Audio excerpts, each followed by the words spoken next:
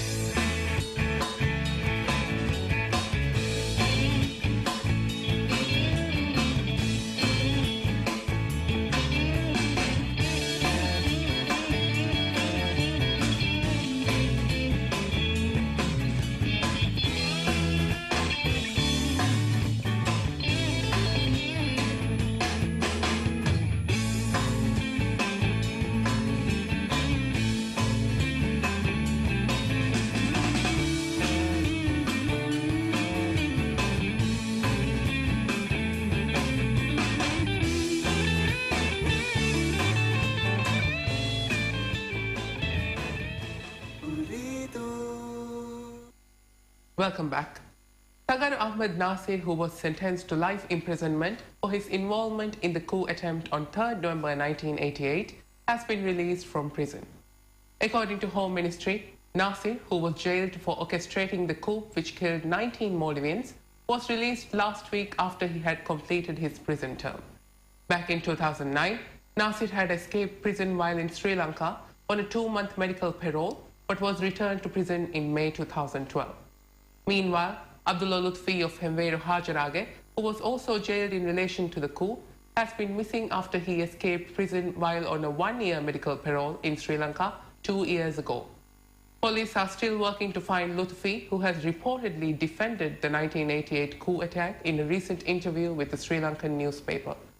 While Nasir was sentenced in 1989, the penal code states that the prison term for criminals sentenced to life imprisonment shall be 25 years.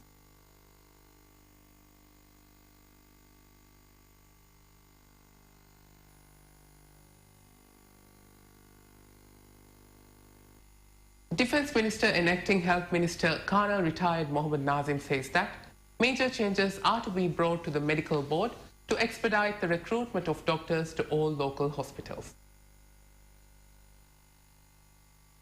Speaking on efforts to strengthen the health sector, Defense Minister and Acting Health Minister Colonel retired Mohammad Nazim said that as part of the government's health manifesto, major efforts are underway to establish a reliable national healthcare network, and that some objectives have already been achieved.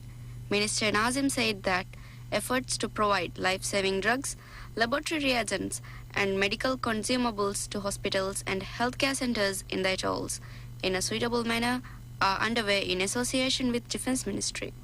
He said that supplies were dispatched to 8 atolls over the past 3 days and that the ministry hopes to complete the project within the next 2 weeks. Nazim said that major changes are to be brought to the medical board and its operational guidelines to expedite the full recruitment of doctors to all local hospitals. In addition, Minister Nazim revealed that discussions are underway with India's regional cancer center to reach an agreement on providing chemotherapy service in Maldives. He said that a team of health ministry officials are to visit India's RCC hospital next week to discuss the plans. The Help Gaza telethon, organized by local broadcasters to support the Palestinian cause, has collected over 28 million rupiah to the fund. According to the telethon steering committee, the fund had gathered a sum of 28.59 million rupiah by Thursday. However, a sum of 381,000 rupiah committed to the fund has still not been deposited. The steering committee says that the bank account opened for the Gaza cause will be closed next Sunday. While discussions are underway with Qatar Red Crescent to convey the funds to Gaza, The committee hopes to deliver the funds before the end of this month.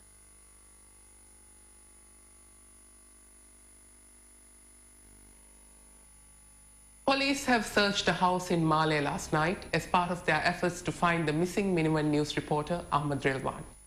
Although police say the house named Machangoli Bulbul was checked at 9:15 p.m. last night, it is not yet known if any individual was arrested or any evidence was discovered during the inspection.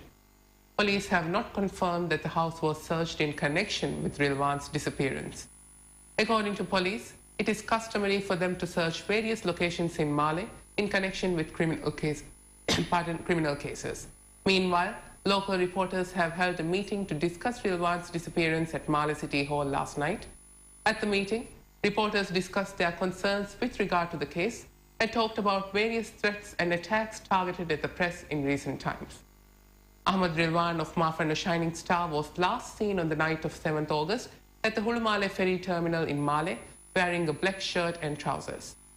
While the search for Rilwan has been ongoing for 8 days now, there has been no clue as to his whereabouts.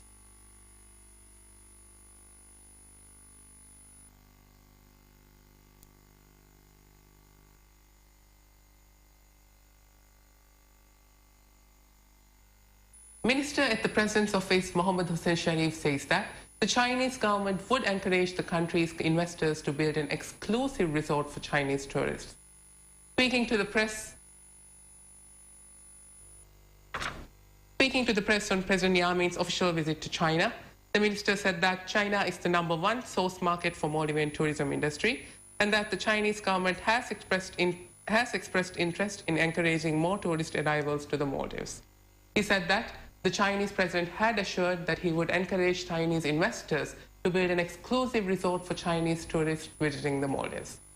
The minister added that the visit to China allowed for economic ties to strengthen between the two countries.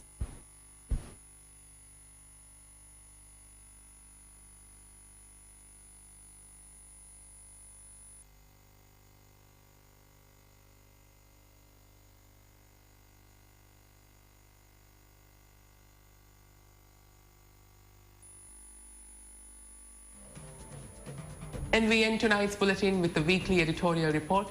Thank you for watching. Have a pleasant evening. Kidnapping, abduction, and all sorts of hate crimes were once rare and unfamiliar events in Maldivian society. Maldivians have always believed that such inhumane crimes are not only alien to their culture, but also forbidden by their long-standing Islamic faith. However, recent changes and developments in governance and belief systems have forced Maldivians to experience such brutalities. We are seeing the emergence of certain groups that cannot tolerate the existence of people who are against their values, philosophies, or advocacies. We are witnessing the killing of one group of people by another group whose ideologies and ways of thinking do not quite agree. While freedom of expression is the founding principle of democracy, it is hard to understand why an individual should hate another for using their right to expression as they wish. There's no doubt that when we brought modern democracy to this country, we lacked the capacity within ourselves to digest its consequences and stand firm in upholding its principles and values among our society. If that is not the case, then we would surely not hear about writers and reporters being attacked, kidnapped, or even threatened for broadcasting their views and beliefs through the media. At a time when press freedom is believed to have gained strong ground in the country, we are seeing horrendous sights that challenge this notion. While local reporters are the biggest target group for politically charged attacks, guaranteeing their safety and security is critical to the future of Maldivian press. While it has been over 2 weeks since a local journalist went missing in this small nation, reporters like Rilwan are surely in a state of terror, unsure of what the future holds for them. While a culture of hating reporters for writing against a particular group has evidently taken root, and hate crimes are on a sharp rise, allowing haters to forge ahead with their vile agendas would never bring peace and stability to this country.